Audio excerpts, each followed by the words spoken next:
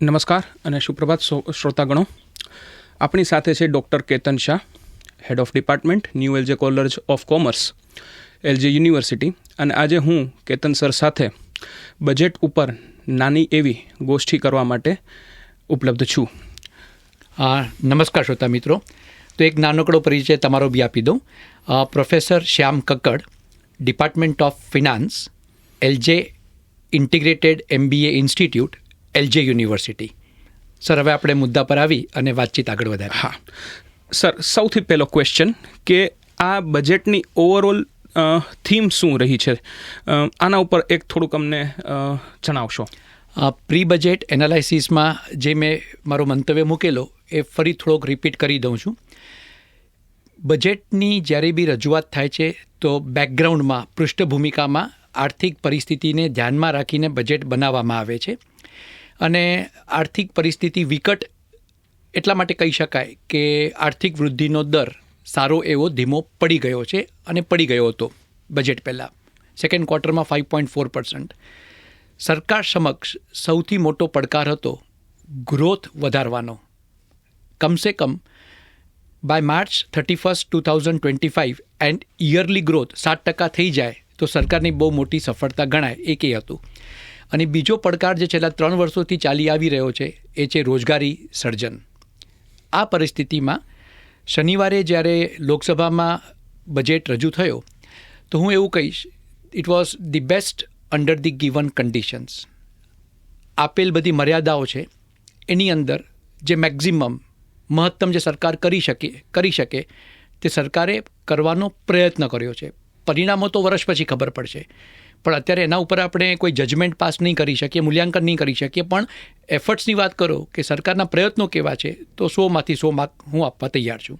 બીજી basic philosophy તો ફરી વખત આપણે 4 વર્ષ પાછળ જવું પડશે. કોવિડ પછી તરતના બજેટ લઈએ અને છેલ્લું બજેટ જે જુલાઈમાં પ્રેઝન્ટ થયું હતું જનરલ ઇલેક્શનના પરિણામો પછી, તો આ 4 કે 5 બજેટની અંદર સરકારે બહુ મોટો ભાર મૂક્યો હતો કેપિટલ એક્સપેન્ડિચર. સરકાર પોતે બહુ ખર્ચ કરી રહી હતી અને અપેક્ષા એવી હતી, અનુમાન એવો હતો કે કરવાથી પ્રાઇવેટ સેક્ટર ઇન્વેસ્ટમેન્ટ, ખાનગી કંપનીઓ મૂડીરોકાણ વધારશે, એનાથી જોબ્સ જનરેટ થશે, રોજગારી સર્જન થશે, એનાથી લોકો પાસે આવક આવશે અને ફરી વખત એ લોકો ખર્ચ કરશે અને ફરી વખત પ્રાઇવેટ કંપનીઓ ઉત્પાદન વધારશે. આ રીતના સાયકલ ચાલવી જોઈતી હતી. સરકારે જોયું કે 4 વખત અથાગ પ્રયત્નો કર્યા પછી પણ જોઈતી સફળતા મળી નથી, તો સરકારે ટ્રેક ચેન્જ કર્યો કે હવે પ્રાઇવેટ કંપનીને બાજુમાં મૂકી દો અને હવે આપણે પ્રયત્ન કરીએ લોકો ઉપર, લોકોના ખર્ચ કરવાની શક્તિ ઉપર, કન્ઝમ્પશન એક્સપેન્ડિચર ઉપર. અને ભારતના સંદર્ભમાં રાષ્ટ્રીય આવકમાં વપરાશી ખર્ચનો ફાળો 55% સુધી જેટલો છે. અને એ વિચારી, એ ફિલોસોફી ઉપર સરકારે પૂરેપૂરો પ્રયત્ન ઈમાનદારીપૂર્વક કર્યો છે. અને એટલા માટે કહેવાય છે કે this is the first middle class budget presented by Narendra Modi government.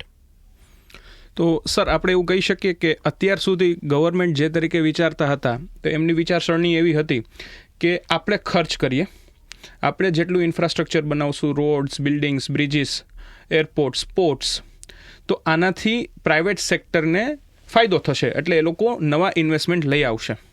હવે છેલ્લા 4 કે 5 વર્ષના સરકારી અનુભવ ઉપરથી એમને કદાચ એવું લાગ્યું છે કે આપણી ખર્ચ કરવાની અનેક મર્યાદાઓ છે. તો આનો મતલબ એવો કહી શકાય કે એ લોકો હવે ગવર્મેન્ટ એક્સપેન્ડિચરને ભલે સાઇડલાઇન નથી કરતા, બટ એમની સાથે કોમ્પ્લિમેન્ટ કરવા માટે કન્ઝમ્પશન અને જે આપણે વપરાશ ખર્ચ છે એના ઉપર વધારે ફોકસ કરે છે. શ્યામ સર, તમારી વાત બિલકુલ સાચી છે. છેલ્લા 4 વર્ષમાં જે પ્રયત્નો થયા એ સપ્લાય સાઇડ ઇકોનોમિક્સ કહી શકાય, કે પ્રાઇવેટ બિઝનેસને વધારે મહત્ત્વ આપી અને એમનાથી રોજગારી સર્જન કરાવડાવો અને એમનાથી આર્થિક વૃદ્ધિનો દર 7-7.5% આસપાસ લઈ જાઓ. જ્યારે એ સફળ નીવડ્યું નથી તો સરકારે ફક્ત પોતાની સાથે કોણ રહેશે એમાં ફેરફાર કર્યો. એટલે એમ કહી શકાય પાર્ટી બદલી નાખી. હવે મોટા ઉદ્યોગપતિઓ નહીં, પણ હવે સાથે રાખવાના છે વપરાશકર્તાઓને, કન્ઝ્યુમર્સને.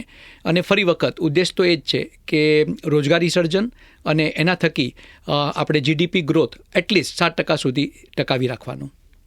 સર, તમે મેન્શન કર્યું કે આ પહેલું મિડલ ક્લાસ બજેટ છે મોદી સરકારનું, તો એના ઉપર થોડુંક વિસ્તૃત ચર્ચા. 2014માં જ્યારે પ્રથમ વખત માનનીય નરેન્દ્ર મોદી પ્રધાનમંત્રી બન્યા તો સર્વવિદિત વાત એ હતી કે એમને વોટ આપનાર બહુ મોટો વર્ગ એ મિડલ ક્લાસનો વર્ગ છે. એક વસ્તુ એને પહેલાં કહી દઈશ કે ઇન્ડિયામાં સરકારે મિડલ ક્લાસ કોણ એની કોઈ ઓફિશિયલ વ્યાખ્યા આપી નથી. પ્રાઇવેટ એજન્સીસ પોતાની રીતના એની વ્યાખ્યાયિત કરે છે કે આ ઇન્કમ આટલાથી આટલી હોય, 5 લાખથી કરીને 2 કરોડ તો મિડલ ક્લાસ કહેવાય, કોઈ કહે છે ના 12 લાખથી કરીને 1 કરોડ તો મિડલ ક્લાસ. એટલે સરકારે કોઈ વ્યાખ્યા આપી નથી, પણ આપણે માનીએ સેલેરીડ લોકો, પગારદાર માણસો છે મિડલ ક્લાસમાં ગણીએ તો એ વખતે એક અપેક્ષા એવી બંધાઈ હતી જુલાઈમાં જ્યારે પહેલું નરેન્દ્ર મોદીનું ફૂલ બજેટ આવ્યું કે મિડલ ક્લાસે એમને સારા મેજોરિટીથી 30 વર્ષ પછી મેજોરિટી કોઈ પાર્ટીને મળી હોય તો ઘણું બધું મિડલ ક્લાસ માટે આવશે. 2014માં ન બન્યું, 15માં ન બન્યું, 16માં ન બન્યું અને ગયા વર્ષ સુધી ન બન્યું. એટલે થોડા મિડલ ક્લાસવાળા નારાજ બી હતા કે અમે વોટ આપીએ છીએ તો તે છતાં પણ આ સરકાર અમારા માટે કંઈ કરતી નથી. એ સંદર્ભમાં જોવા જાઓ તો yes, this is first middle class budget of Narendra Modi government. પણ ભારતના ઇતિહાસમાં 1947થી તમે ચાલુ કરો તો આ બીજું બજેટ છે જે મિડલ ક્લાસ માટેનું છે. તો પહેલું કયું?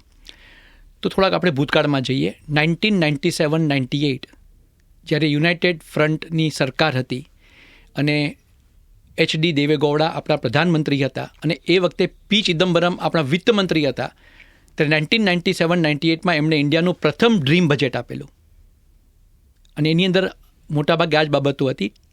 ટેક્સ રેટમાં ધરખમ ઘટાડો કરો અને એક વખતે એક સ્કીમ લાવ્યા હતા, બહુ પોપ્યુલર થઈ હતી, વોલ્યુન્ટરી ડિસ્ક્લોઝર સ્કીમ.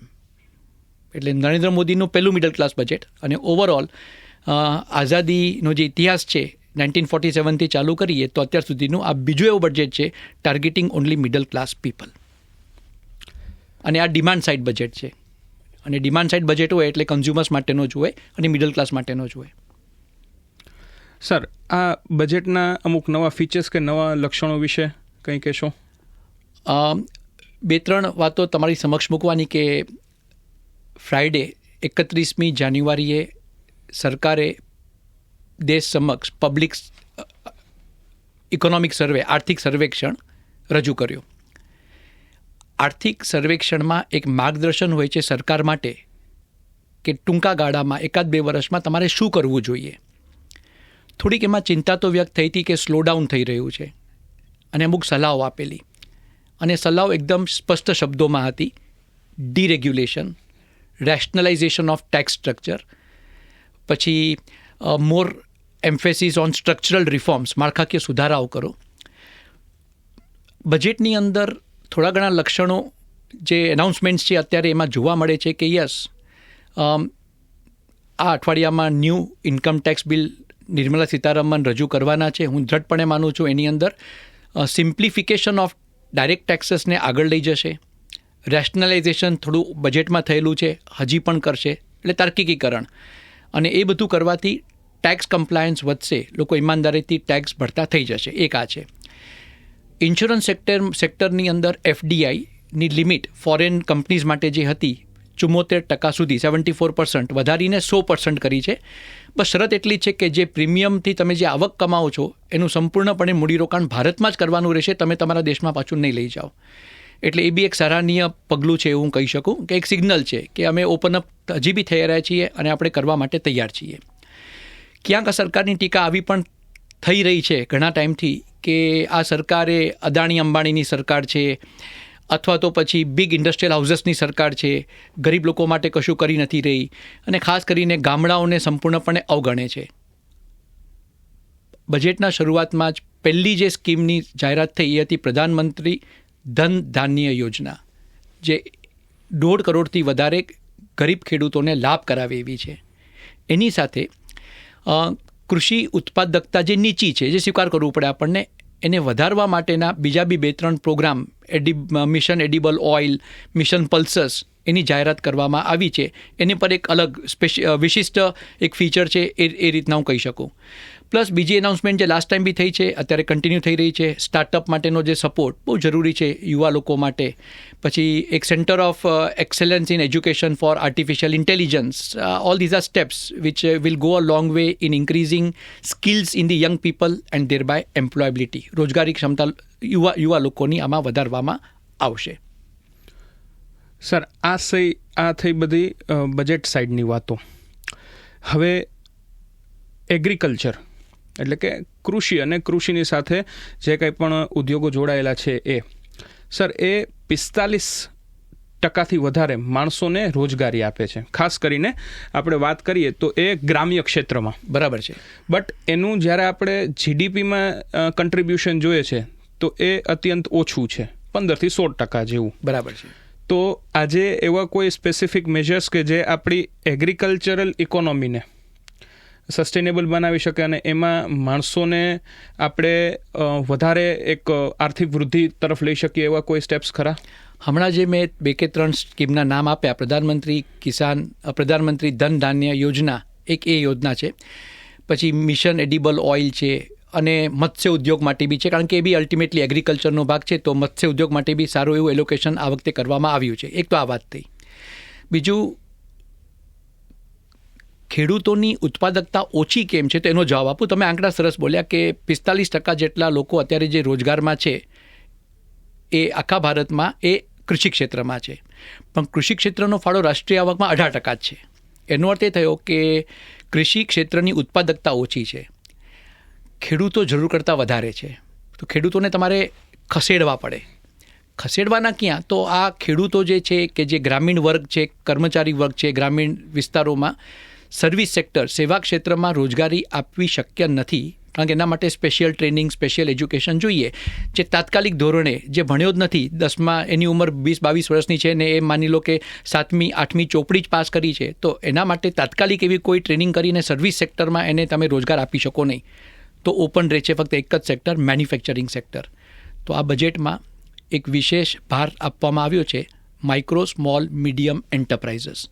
સૌથી મોટી સમસ્યા લઘુ ઉદ્યોગ સાથે સંકળાયેલી હોય તો ફાઇનાન્સની છે. એના માટે લિમિટ પણ વધારી છે. એની જે લાભ મળે અને કેટલા લાભ મળી શકે એની મર્યાદામાં પણ વધારો કરવામાં આવ્યો છે. અને એની સાથે જે લોકો ખેતી ક્ષેત્ર સાથે જોડાઈને રહેવાના છે, કારણ કે ફાઇનાન્સની સમસ્યા, ધિરાણની તો ત્યાં પણ છે, તો કિસાન ક્રેડિટ કાર્ડ સ્કીમમાં જે મર્યાદા હતી 30 લાખ સુધી એ વધારીને 5 લાખ કરી છે. એટલા 2 જવાબ છે કે જે લોકો ત્યાં રહેવાના છે એમના માટે સરકાર ખર્ચો વધારશે, અને બીજા લોકો જે ત્યાં ન રહેવા જોઈએ એમને ખસેડવાના છે તો એના માટે માઇક્રો, સ્મોલ, મીડિયમ એન્ટરપ્રાઇઝીસનું વિસ્તરણ કરવું પડે. અને આ વિસ્તરણ ત્યારે થાય જ્યારે આ ક્ષેત્ર, આ MSME સેક્ટરની સમસ્યાઓ દૂર કરવામાં આવે. સર, બજેટની કોઈ લિમિટેશન્સ કે નેગેટિવ સાઇડ કોઈ?